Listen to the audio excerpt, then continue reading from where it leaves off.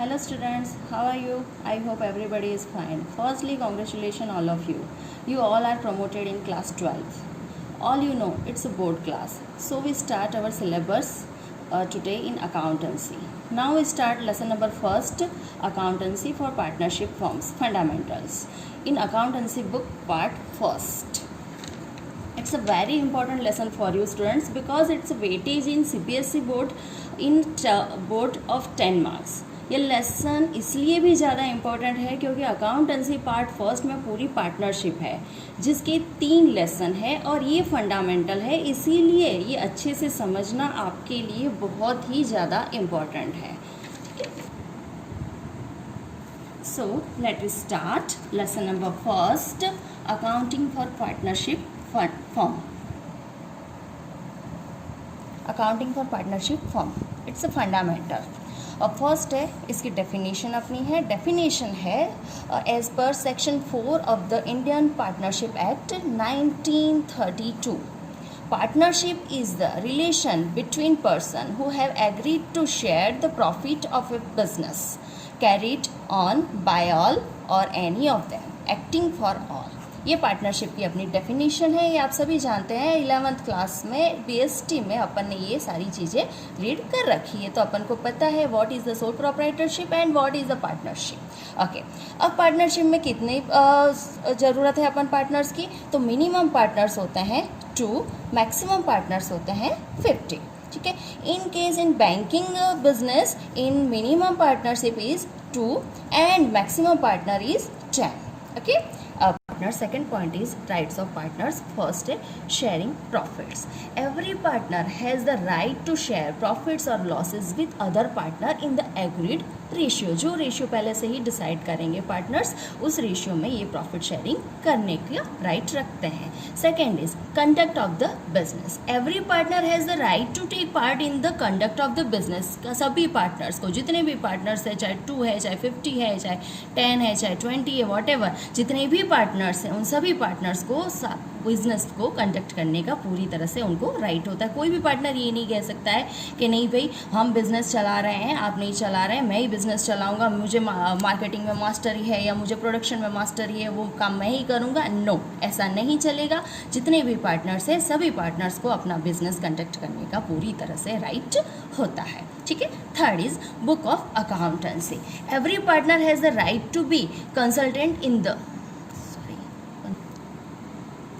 third right is book of the accounts. Every partner has a right to inspect and have a copy of the books of accounts. सभी partners को, जितने भी partners हैं सभी partners को partnership की जितनी भी बुक्स हैं अकाउंट के रिलेटेड हो या और भी किसी टाइप के डॉक्यूमेंट्स हो, वो सब उसको देखने का, उसकी कॉपी लेने का, फोटो कॉपी लेने का उसको पूरी तरह से राइट रहता है. उसको पूरी तरह से वो इंस्पेक्ट कर सकता है, पूरी तरह से उसको रीड भी कर सकता है. ठीक है. Next point is dissolve the admission of a new partner. ठीक है, जो भी है every partner has a right to dissolve the admission of a new partner. Okay, fifth point है property. Every partner is the joint owner of the partnership property. जितने भी partners हैं, चाहे उसने कैपिटल कितनी भी लगा रखी है, किसी ने कम लगा रखी है, किसी ने ज़्यादा लगा रखी है, डजेंट मैटर, सभी पार्टनर्स को इक्वल राइट होता है. पार्टनरशिप फॉर्म की जितनी भी प्रॉपर्टी है उस पर उसका इक्वल राइट रहता है. Okay, 6 point is interest on loan paid 6% per annum. अब इसमें एक क्लाउज और दे रखा है. It is if a partner has given loan to the firm he has a right to receive interest at agreed rate. If the rate of interest is not agreed it is paid at 6% per annum. अगर कोई भी partner अपने capital के अलावा और भी कुछ loan के फॉर्म में पैसा कंपनी को या फर्म को देता है तो उसको 6% रेट ऑफ इंटरेस्ट लेने का राइट है. अगर रेशियो एग्री पहले कर रखा है परसेंटेज तो उस हिसाब से उसको इंटरेस्ट पे करना है, अदरवाइज 6% पर एन्यूम तो उसको पे करना ही करना है. ओके स्टूडेंट, ये थे rights of partners as per definition of partnership firm. Okay. Third topic is partnership deed. अब पार्टनरशिप डीड क्या होती है? अब पार्टनरशिप डीड ये होती है कि अभी अपन 11 तक तो अपन ने सोल प्रोप्राइटरशिप रीड किया था, उसमें only one single person owner होता है, वही सारा प्रॉफिट लॉस सब कुछ वो करता है। अपन ने पूरी तरह से 11th में बिजनेस स्टडीज़ में ये अपन ने रीड कर रखा है। लेकिन यहाँ पर पार्टनरशिप है, 2 लोग हैं, 2 से ज़्यादा लोग हैं, 50 से कम है लेकिन 2 से ज़्यादा लोग हैं। तो भाई अभी टाइम में बहुत अच्छा चल रहा है, लेकिन इन फ्यूचर कुछ ना कुछ डिस्प्यूट तो होता ही होता है। तो ये डिस्प्यूट ना हो इसीलिए पार्टनर्स क्या करते हैं? पार्टनरशिप डीड तैयार करते हैं। अब इस पार्टनरशिप डीड को क्या बोलेंगे अपन? तो since the partnership is outcome of an agreement it is essential that there must be some terms and condition agreed upon by all the partners. Such terms and condition may be either oral or written. The law does not make it compulsory. I repeat, the law does not make it compulsory to have a written agreement. However, in order to avoid all misunderstanding and dispute, it is always the best course is to have written agreement duly signed and registered under the act. ठीक है, company act कभी भी नहीं कहता है कि आप agreement करो, आप डीड करो, बट इट इज़ ये क्या है कि एक अच्छी तरह है कि भाई आपको नहीं यार का। Okay student, our third topic is partnership deed. Since partnership is the outcome of an agreement, it is essential that there must be some terms and conditions agreed upon by all the partners. Such terms and conditions may be either oral or written. The law does not make it compulsory. I repeat, the law does not make it compulsory to have a written agreement. However, in order to avoid all misunderstanding and dispute, law नहीं कह रहा है कि आप ये agreement करो, but ये क्यों किया जाता है कि इन फ्यूचर होने वाले जितने भी डिस्प्यूट्स हैं, मिसअंडरस्टैंडिंग्स है बिटवीन पार्टनर्स, वो सारी चीज़ें अवॉइड करने के लिए it is always the best course to have a return agreement duly signed and registered under the act. इसमें बेस्ट ये रहता है, ओरल एग्रीमेंट तो कोई वैलिड नहीं होता है, क्योंकि आप सब जानते हैं अपन को ये सारी अगर बाई चांस डिस्प्यूट हो गया तो ये सारा डिस्प्यूट कोर्ट में जाता है और कोर्ट को एविडेंस चाहिए। तो एक बेनिफिट यही रहता है कि अगर आप ये एग्रीमेंट रिटर्न में साइन करो, उसको प्रॉपरली रजिस्टर्ड करवाएं, ठीक है, तो इसका बेनिफिट आपको मिल जाता है। अब पार्टनरशिप डीड में क्या लिखा जाता है देख लेते हैं। First is the name and address of the form का आप जो भी नाम रखने वाले हो उसका नाम एड्रेस कहाँ पर है, कौन से डिस्ट्रिक्ट में है, स्टेट में है, वॉटेवर, ठीक है। Second is name and address of the partners, जितने भी पार्टनर्स इसमें वर्क करने वाले हैं उन सबका name, address, telephone number etcetera. Third is type and nature of the business, किस टाइप का नेचर है, किस टाइप का नेचर का बिजनेस है आपका, ट्रेडिंग का है, मैन्युफैक्चर का है, प्रोडक्शन का है, वटेवर किस टाइप का है, वो सारी चीज़ें आपको मेंशन करनी है। Fourth top point is amount of capital, कितने पार्टनर है, कौन से रेशियो में कैपिटल लाएंगे, कौन ज़्यादा लाएगा कम लाएगा, जो भी डिसाइड, जो भी एग्रीड है उस हिसाब से यहाँ पर वो भी चीज़ें मेंशन करनी है। Next is interest on capital. अब नेचुरल है, पार्टनर्स पूरा अपना पैसा लगा रहे हैं बिजनेस में, तो कुछ ना कुछ तो उनको रिटर्न मिलना ही चाहिए। अगर ये पैसा फॉर्म में नहीं लगा, अगर बैंक में भी रखते तो भी उनको इंटरेस्ट तो मिलता ही ना। तो अगर जो भी इंटरेस्ट और कैपिटल जो भी फर्म अफोर्ड कर सकती है उस हिसाब से उनको इंटरेस्ट ऑन कैपिटल कितना पे किया जाना चाहिए, वो भी इसमें पहले से ही मेंशन होता है, पहले से ही एग्रीड होता है। सेकेंड इज ड्राइंग की क्या टर्म्स और कंडीशन रहेगी, मंथली ड्राइंग होगा, ईयरली होगा, हाफ ईयरली होगा, क्वार्टरली होगा, कैसे होगा, उस हिसाब से जो भी उनके सिम्टम्स है, जो भी उनके है कंटेंट है, वो सारा इसमें आपको मेंशन करना है। Next is interest on drawing. अब इंटरेस्ट ऑन कैपिटल अगर आप चार्ज करते हो तो इंटरेस्ट ऑन ड्राइंग भी आपको चार्ज करना है या नहीं करना है, सब भी पार्टनर्स की जो भी डीड होगी उसमें आपको ये मेंशन पहले से ही करना है। प्रॉफिट शेयरिंग रेशियो, ज़रूरी नहीं है कि पार्टनरशिप है तो प्रॉफिट शेयरिंग रेशियो हमेशा इक्वल होगा, ऐसा कोई भी ज़रूरी नहीं होता है। प्रॉफिट शेयरिंग रेशियो अपने हिसाब से भी आप मैनेज कर सकते हो और वो पहले से ही डिसाइडेड होता है ताकि बाद में इन फ्यूचर कोई भी आपके आपके डिस्प्यूट ना रहे। अच्छा, नेक्स्ट सैलरी। अगर कोई पार्टनर है जो अपना पूरा काम सारा ही फोकस बिजनेस पे डालता है और बाकी के सारे पार्टनर्स अगर बाहर है, उनके बिहाफ में ये पूरा एक पार्टनर अगर बिजनेस कंडक्ट करता है तो हो सकता है कि उसको सैलरी दी जाए। तो कितनी दी जाए, क्यों दी जाए, कैसे दी जाए, वो पहले से ही डिसाइड कर लिया जाता है। अच्छा, गुडविल। फर्म की गुडविल है, फर्म की गुडविल कैसे कैलकुलेट की जाएगी, कौन से मेथड से गुडविल कैलकुलेट की जाएगी। अब गुडविल क्या होता है अपन ये लेसन नंबर 2 में अच्छे से पूरी तरह से रीड करेंगे। अभी मैं बाद में बताऊंगी, इसको अभी स्किप कर रही हूँ, लेसन नंबर 2 में पूरा रीड करेंगे। तो गुडविल कैसे कैलकुलेट करनी है वो देखेंगे। अच्छा, next is accounting period of the firm. Accounting period ये तो अपन सब जानते हैं, 11 से जानते हैं कि अकाउंटिंग पीरियड 1 ईयर का ही होता है, लेकिन आप कौन सा रखना चाहते हो, जनवरी टू दिसंबर या अप्रैल टू मार्च। ठीक है, तो ये आपको पहले से ही इसमें मेंशन करना है। Next is 12 point, method of recording of the firms accounts. कौन सी मेथड से आप फर्म के अकाउंट रिकॉर्ड करने वाले हो वो भी आपको यहाँ पे मेंशन करना है। ठीक है, नॉर्मली अपन डबल एंट्री सिस्टम ही फॉलो करते हैं और वही वैलिड होता है। हालांकि ये कंपनी के लिए होता है, फर्म के लिए ऐसा कोई भी नहीं होता है, फिर भी यहाँ पे ये मेंशन कर देना होता है। अच्छा, नेक्स्ट इज ऑडिटिंग सिस्टम। ये आपको 11th में भी पढ़ाया गया है कि ऑडिट करना ज़रूरी होता है, कंपलसरी होता है, और कैसे करवाओगे, कहाँ से करवाओगे, ये सारी सिचुएशन पहले से ही आपको मेंशन करनी होती है।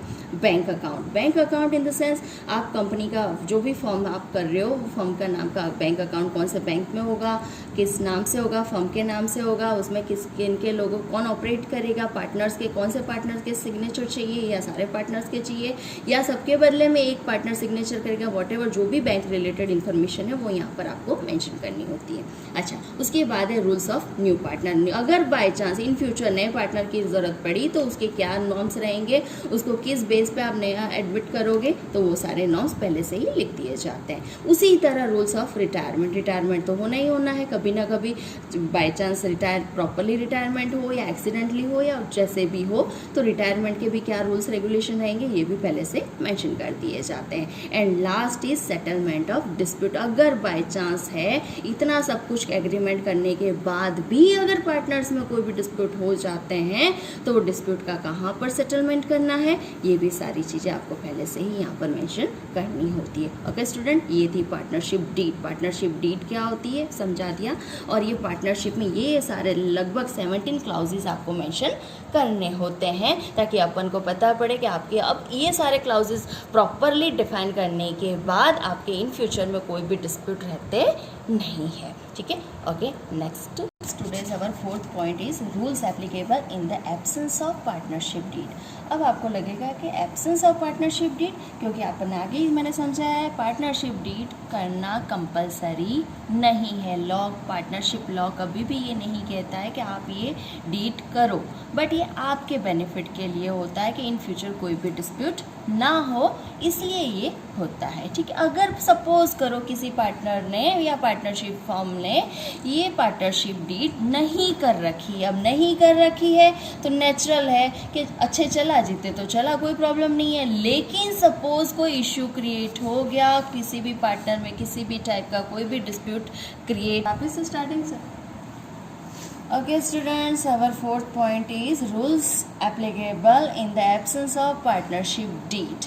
पार्टनरशिप डीड इतनी इम्पोर्टेंट क्यों है ये मैंने पहले ही बताया है, और एक्ट में अपन ने देखा है कि एक्ट कभी भी ये आपको नहीं कह रहा है कि पार्टनरशिप डीड करना कंपलसरी है। एक्ट ये नहीं कह रहा है, इसीलिए ये कई फर्म में है जो स्ट्रिक्टली फॉलो नहीं करती है, ऐसे ही अपना बिजनेस स्टार्ट कर लेती है।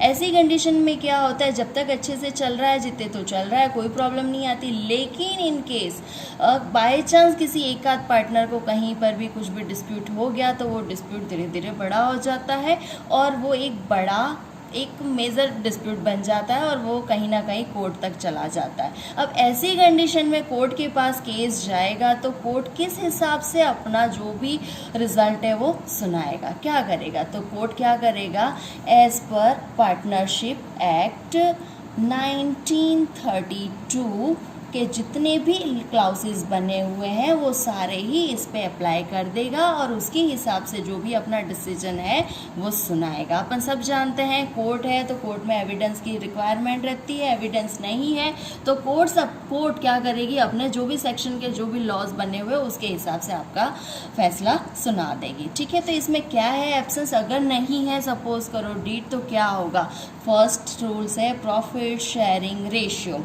Profit sharing ratio, profit and losses are to be shared equally respective of their capital contribution. Profit sharing ratio हमेशा ही क्या रहेगा, इक्वल रहेगा, चाहे कैपिटल कितनी भी हो। ए सपोज करो ए बी और सी 3 पार्टनर है, ए ने लगाया है 1 लाख रुपया, बी ने लगाया 50,000 एंड सी ने लगाया है 2,50,000।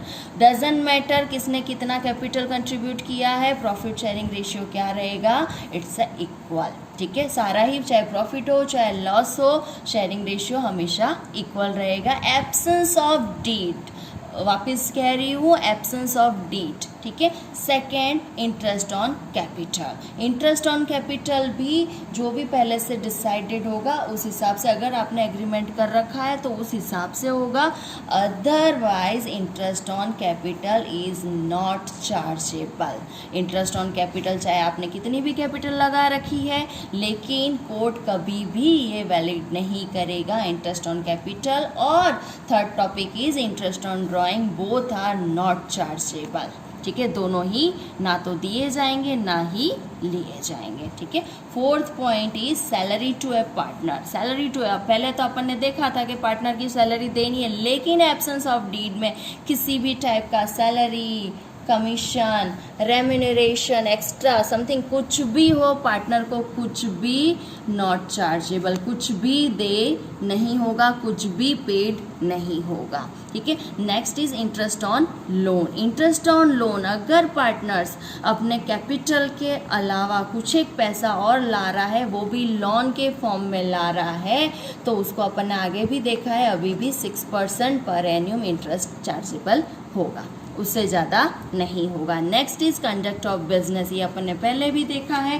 कंडक्ट ऑफ बिजनेस, सभी पार्टनर को, each partner can participate in the conduct of business. सभी पार्टनर को बिजनेस को कंडक्ट करने का पूरी तरह से राइट रहेगा। ठीक है, seventh is inspect the books of forms. ठीक है, inspect of book of the forms, each partner can inspect the book of forms and can take a copy of the same. कोई भी पार्टनर अपनी book ले सकता है, देख सकता है, रीड कर सकता है, समझ सकता है, उसकी कॉपी भी ले सकता है। ये सारे 7th पॉइंट है, ये एब्सेंस ऑफ पार्टनरशिप डीड के हैं। और अगर आपने डीड नहीं करी है तो इस हिसाब से आपको क्वेश्चन का भी सॉल्यूशन करना होगा। ठीक है, क्वेश्चन पूरा होगा, उसमें सब कुछ दे रखा होगा, लेकिन नीचे एक ही लाइन लिख रखी होगी कि पार्टनरशिप डीड नहीं कर रखी है या फिर एब्सेंस ऑफ पार्टनरशिप डीड। ठीक है, तो ऐसी कंडीशन में भले ही क्वेश्चन में कुछ भी दे रखा है, आपको ये नॉर्म्स बाय हार्ट याद होने चाहिए और इस हिसाब से ही आपको ये क्वेश्चन फिर करना होता है। सिर्फ 7 पॉइंट ही है, इजी है। आई रिपीट, फर्स्ट है प्रॉफिट शेयरिंग रेशियो क्या रहेगा, equal. Second is interest on drawing and interest on capital is both are not chargeable.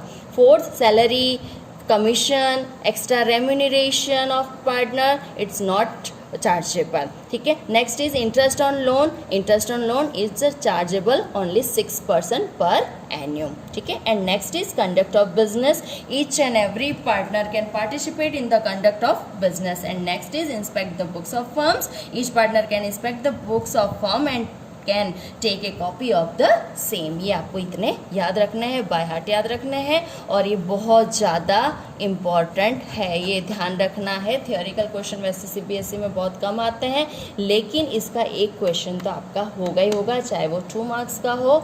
और अभी तो ऑब्जेक्टिव और CBSE ने स्टार्ट कर दिया है, तो 1 मार्क्स का ऑब्जेक्टिव में भी ये क्वेश्चन आ सकता है। तो ये टॉपिक आपके लिए बहुत ज़्यादा इम्पॉर्टेंट है। ठीक है, आगे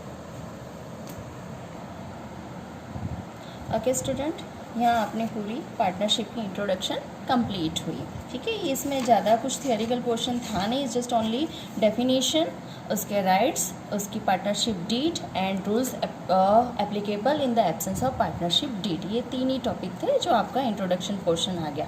इस लेसन को मैंने पूरी तरह से वैसे 5 पार्ट में डिवाइड कर रखा है ताकि आपको समझने में ईजी रहेगा। फर्स्ट ऑफ ऑल इंट्रोडक्शन जो अभी अपन ने पूरा किया, definition and rules applicable in the absence of partnership deed, ये दोनों ही बहुत ज़्यादा इंपॉर्टेंट है।